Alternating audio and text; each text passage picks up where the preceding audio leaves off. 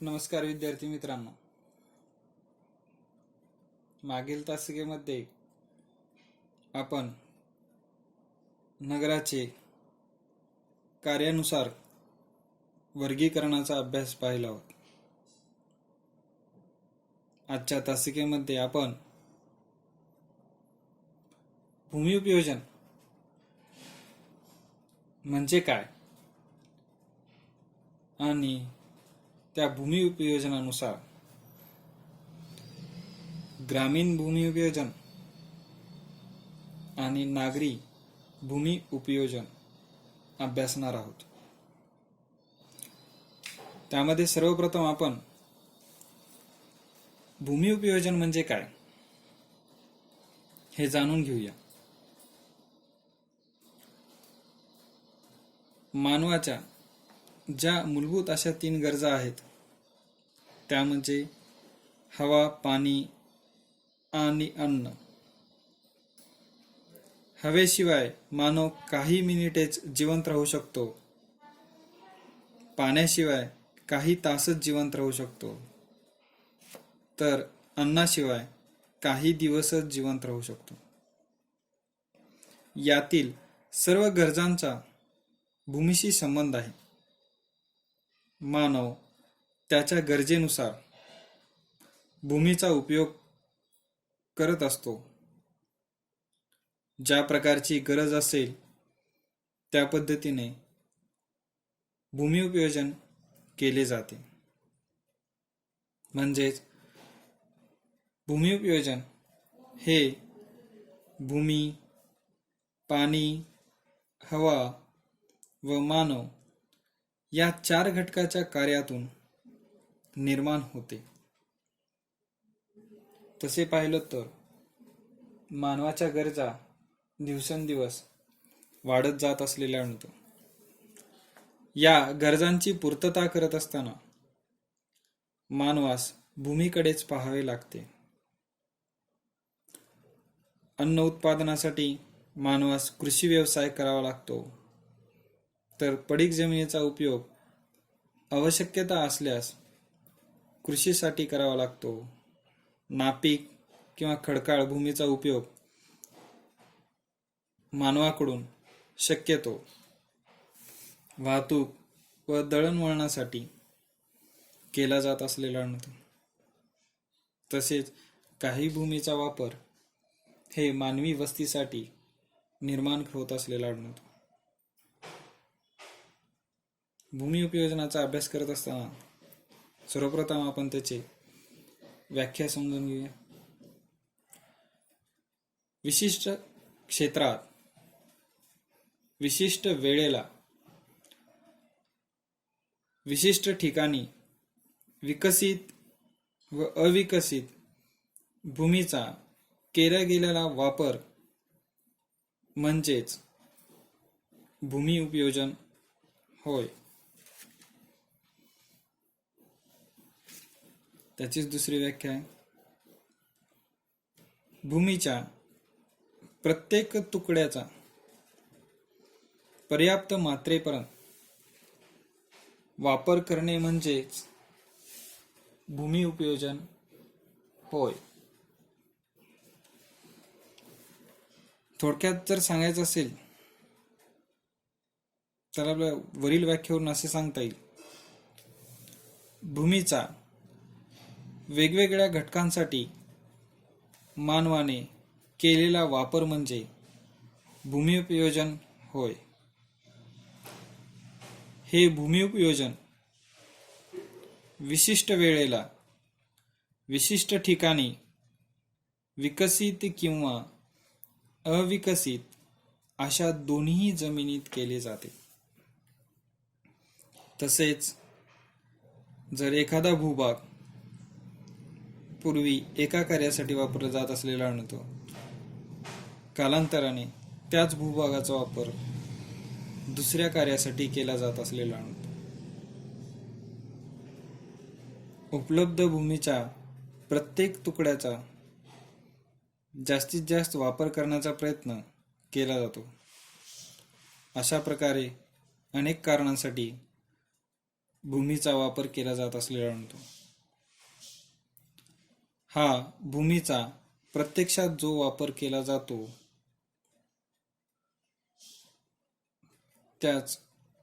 त्यास भूमी उपयोजन असे म्हटले जाते.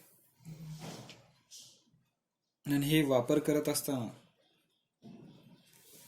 स्थळ आणि काळानुसार त्याचा वापर मानवाने विविध कार्यासाठी केला जात असलेला आढळतो. म्हणजेच भूमी उपयोजन हे स्थलानुसार किंवा काळानुसार यामध्ये बदल होत असलेला आढळतो. उदाहरणार्थ 10 वर्षापूर्वी लातूर जिल्ह्याचे जे भूमी उपयोजन होते ते आज नाही. कारण 10 वर्षापूर्वी एखाद्या भूमीचा उपयोग कृषीसाठी केला जात असेल तर आज त्या भूमीवर मानवी वस्ती निर्माण झाली असेल किंवा अन्य एखाद्या कार्यासाठी त्या भूमीचा उपयोग केला जात असेल. तसेच लातूर जिल्ह्याचे भूमी उपयोजन व उस्मानाबाद जिल्ह्याचे भूमी उपयोजन हे सारखेच असणार नाही. कारण दोन्ही जिल्ह्यातील लोकांच्या गरजा व भूमीचा दर्जा यानुसारच भूमीचा उपयोग केला जात असलेला आढळतो. एकंदरीत मानवाच्या गरजानुसार भूमीच्या उपयोगात बदल होत असतो. हे झालं भूमी उपयोजन. या भूमी उपयोजनाचा अभ्यास करत असताना त्याचा संबंध मानवी वस्तीचा असलेला आढळून येतो किंवा मानवाशी असलेला आढळतो. त्याचाच अभ्यास आपल्याला या प्रकरणात पाहायचा आहे. मानवी वस्ती व आसपासच्या प्रदेशात जमिनीचा विविध पद्धतीने आणि विविध कारणासाठी त्याचा वापर केला जातो. यावर अर्थातच मानवाच्या तेथील निवासाच्या गरजा आणि तेथे चालणाऱ्या आर्थिक क्रिया यांचाच प्रामुख्याने प्रभाव पडतो. थोडक्यात आवश्यकतेनुसार उपलब्ध भूमीचा वापर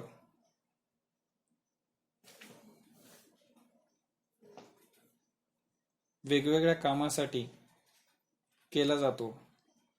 त्यालाच भूमी उपयोजन असे म्हटले जाते. भूमी उपयोजनात मानवी निर्णय प्रक्रियेचा प्रामुख्याने प्रभाव पडतो. एखादी व्यक्ती किंवा परिसरातील प्रदेश कुठल्या कारणासाठी वापरणे आवश्यक आहे त्या आधारे मानवी प्रक्रिया चालते. साहजिकच मानवी वस्तीचा अभ्यास करत असताना या भूमी उपयोजनाचे नागरी भूमी उपयोजन आणि ग्रामीण भागातील भूमी उपयोजन अशा 2 प्रकारामध्ये वर्गीकरण करण्यात आलेले आहे. ग्रामीण भागातील भूमी उपयोजन आणि नागरी भागातील भूमी उपयोजन हे वेगवेगळे असते.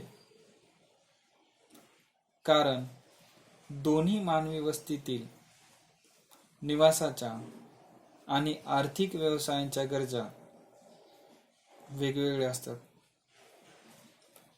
यामध्ये आपण ग्रामीण भूमी उपयोजनाचा अभ्यास पाहू. ग्रामीण भागात सर्वाधिक भूमीचा वापर हा प्राथमिक व्यवसायासाठी केला जात असलेला आढळतो. म्हणजेच ग्रामीण भागात शेती किंवा कृषी हा प्रमुख व्यवसाय असल्यामुळे या प्रदेशातील सर्वाधिक जमिनीचा वापर हा याच व्यवसायासाठी केला जात असलेला म्हणजे ग्रामीण भागातील सर्वाधिक मानव हा कृषी व्यवसायावर आधारित असलेला आढळतो. तर या भागामध्ये सर्वाधिक भर हा प्राथमिक व्यवसायामध्ये दिला जात असलेला आढळतो. त्यातच प्राथमिक व्यवसायातील शेती हा ग्रामीण भागातील मानवाचा प्रमुख व्यवसाय असलेला आढळून येतो. ग्रामीण भागातील भूमी उपयोजनाचा अभ्यास करत असताना त्याचा वापर विविध कार्यासाठी केला जातो. म्हणजेच त्याच्या क्षेत्राचा वापर करत असताना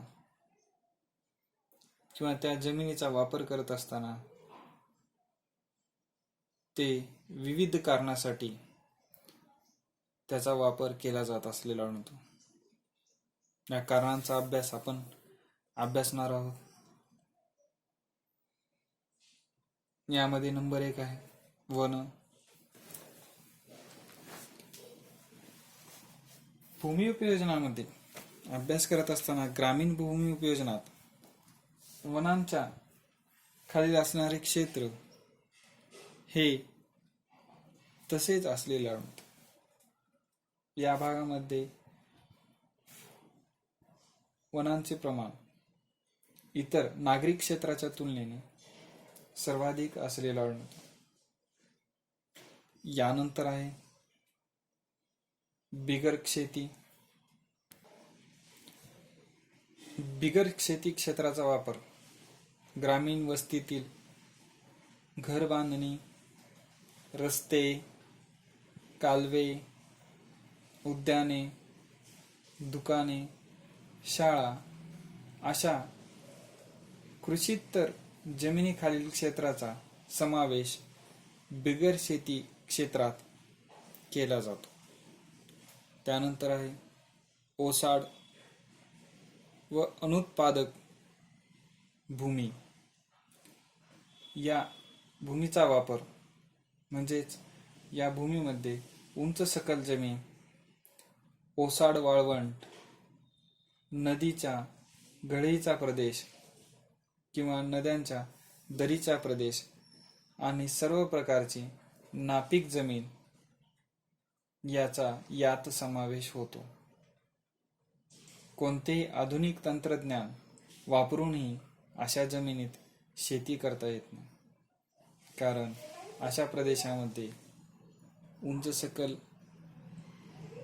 जमीन असलेल्या आढळतात. तेवढेच नव्हे तर ते प्रदेश ओसाड स्वरूपाचे असलेले आढळतात. काही वेळेस त्याला नदीच्या गळीचा प्रदेश म्हणून देखील ओळखले जात असलेले आढळतात. अशा विविध स्वरूपामध्ये हे भूपृष्ठ आपल्याला आढळून येतात. त्यानंतर आहे कायमस्वरूपी गायरान व चराऊ जमीन. ही जमीन प्रामुख्याने स्थानिक ग्रामपंचायतीच्या किंवा शासनाच्या मालकीची असते. फारच थोडी जमीन ही खाजगी मालकाची असू शकते. ही जमीन ग्रामपंचायतीच्या सार्वजनिक मिळकतीचे एक महत्त्वाचे माध्यम आहे. या जमिनीचा वापर शासन किंवा तेथील व्यक्ती करत असलेला आढळतो आणि त्यानुसार पंचायतीच्या सार्वजनिक मिळकतीचे साधन म्हणून देखील या जमिनीकडे पाहिले जाते. त्यानंतर आहे किरकोळ वृक्ष, पिके व वनराई ही जमीन प्रत्यक्ष लागवडी योग्य शेत जमीन नसते, मात्र यात फळबागा व फळझाडाखालील क्षेत्रांचा समावेश होतो. या क्षेत्रात जमीन ही प्रामुख्याने खाजगी मालकीची असते. म्हणजेच या क्षेत्रामध्ये फळबागांचा किंवा फळांचे उत्पादन घेतले जात असलेले आढळते. आणि या हे जर पाहिलं तर आपल्याला या क्षेत्रावरती फळझाडाखालील क्षेत्र म्हणून देखील ओळखले जात असलेले आढळते. आणि हे क्षेत्र पाहायला गेल्यानंतर किंवा हे जमीन प्रामुख्याने खाजगी मालकीची असलेली आढळते. त्यानंतर नेक्स्ट आहे पिकाऊ अनुत्पादक जमीन. 5 वर्षापेक्षा अधिक काळ लागवडीखाली नसलेली परंतु योग्य जमीन ही पिकाऊ अनुत्पादक जमीन म्हणून ओळखले जाते. म्हणजेच 5 वर्षापेक्षा अधिक काळ पडीक असलेली कोणतीही जमीन लागवडीखालील न आलेली या प्रकारात मोडते. आणि ही जमीन कोणत्याही वेळेस भर घालून तिची गुणवत्ता वाढवून लागवडीखालील आणता येते.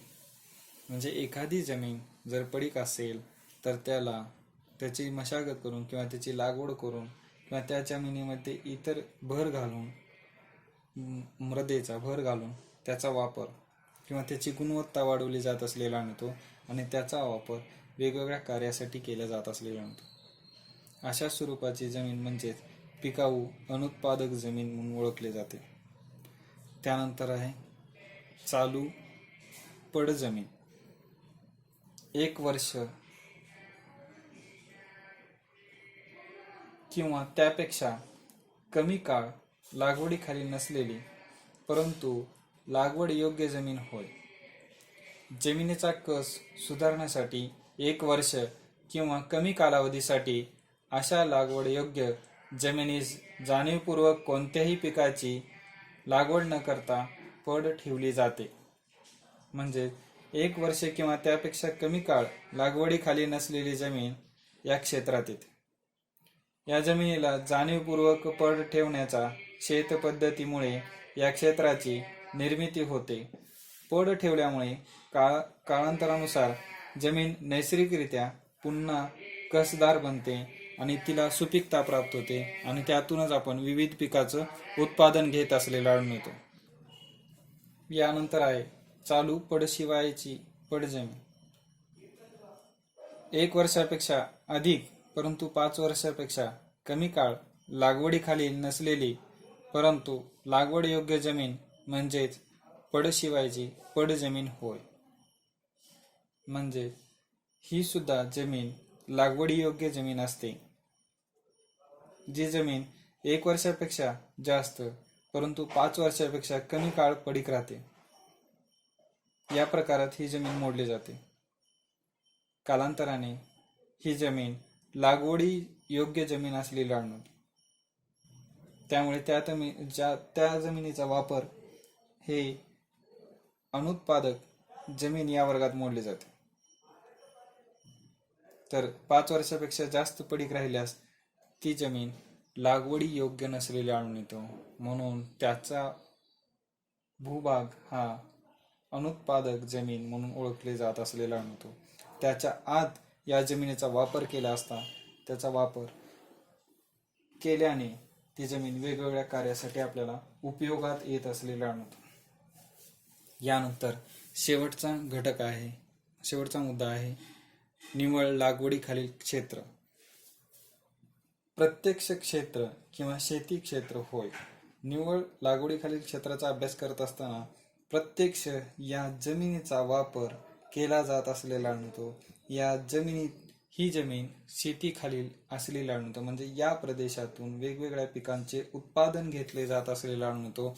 म्हणूनच याला निव्वळ लागवडीखालील क्षेत्र म्हणून देखील ओळखले जाते. अशा विविध कारणासाठी किंवा अशा विविध कार्यासाठी ग्रामीण भागातील भूमी उपयोजनाचा वापर होत असलेला आढळतो. आजच्या दशकामध्ये आपण भूमी उपयोजन म्हणजे काय आणि ग्रामीण भागातील भूमी उपयोजन अभ्यास केलेला आहोत. धन्यवाद.